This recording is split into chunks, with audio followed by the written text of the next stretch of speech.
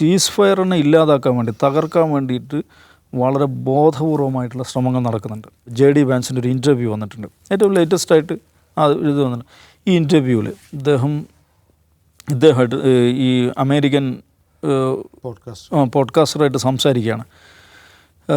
അദ്ദേഹം പറയുന്ന കാര്യം എന്ന് വെച്ചാൽ വളരെ ഇതിനെ സീസ് ഫയറിനെ ഇല്ലാതാക്കാൻ വേണ്ടി, തകർക്കാൻ വേണ്ടിയിട്ട് വളരെ ബോധപൂർവമായിട്ടുള്ള ശ്രമങ്ങൾ നടക്കുന്നുണ്ട്. ചില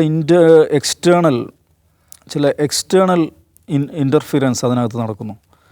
ഇത്രയും സ്പെസിഫിക്കായിട്ട് അദ്ദേഹം ഈ വിഷയത്തിൽ പറഞ്ഞത് എനിക്ക് തോന്നുന്നില്ല. ഓഫ് കോഴ്സ് നേരത്തെയൊക്കെ ഇംപ്ലിസിറ്റായിട്ട് യുദ്ധത്തിനെതിരായിട്ട് അദ്ദേഹം സംസാരിച്ചിട്ടുണ്ട്.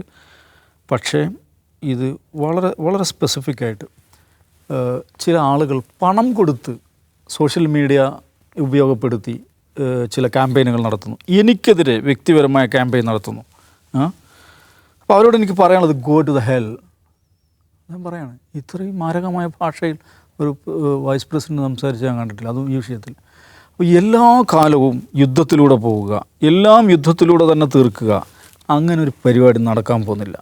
കോൺഫ്ലിക്റ്റ് അല്ല, ടോക്സാണ് വേണ്ടത്. നമുക്ക് 2 ലക്ഷ്യങ്ങളാണത്. ആ 2 ലക്ഷ്യങ്ങൾ എന്താണ്? ഇറാൻ ന്യൂക്ലിയർ വെപ്പൺസ് നേടാതിരിക്കുക എന്നുള്ളതാണ്. പക്ഷേ അതേസമയം എല്ലാം യുദ്ധത്തിലൂടെ നേടിയെടുക്കാൻ പറ്റില്ല. ഹോർമുസിലൂടെ ഗ്യാസിൻ്റെയും ഓയിലിൻ്റെയും ശരിയായ സഞ്ചാരം, ചരക്കു നീക്കം നടക്കുക, അതും നമ്മുടെ ലക്ഷ്യമാണ്, അതും നടക്കേണ്ടതുണ്ട്. അപ്പോൾ ഇങ്ങനെ പറഞ്ഞുകൊണ്ട് certain elements within the foreign elements, അതാണ് ഫോറിൻ എലമെൻറ്റ്സ് എനിക്കെതിരെ ക്യാമ്പയിൻ നടത്തുന്നു. ഞാൻ ഖത്തറിൻ്റെ ആളാണെന്ന് പ്രചരിപ്പിക്കുന്നു. ഖത്തറിനാൽ സ്വാധീനിക്കപ്പെട്ട ആളാണ് ഞാനെന്ന് പ്രചരിപ്പിക്കുന്നു.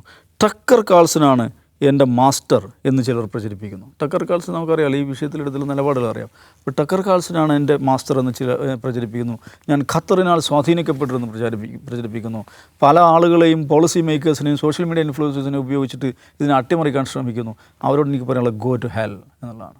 അമേരിക്കയെക്കുറിച്ച് ഞാൻ പറയുന്നു, അമേരിക്കയെ സംബന്ധിച്ചുള്ള അമേരിക്ക ഫസ്റ്റ് എന്നുള്ളത് തന്നെയാണ് ഞങ്ങളുടെ പോളിസി. ഇതെന്താണ് കാണിക്കുന്നത്? അമേരിക്കൻ എസ്റ്റാബ്ലിഷ്മെൻറ്റ് ഡിവൈഡഡ് ആണെന്നുള്ളത് തന്നെയാണ്, ഈ വിഷയത്തിൽ ഡിവൈഡഡ് ആണെന്നുള്ളത് തന്നെയാണ്.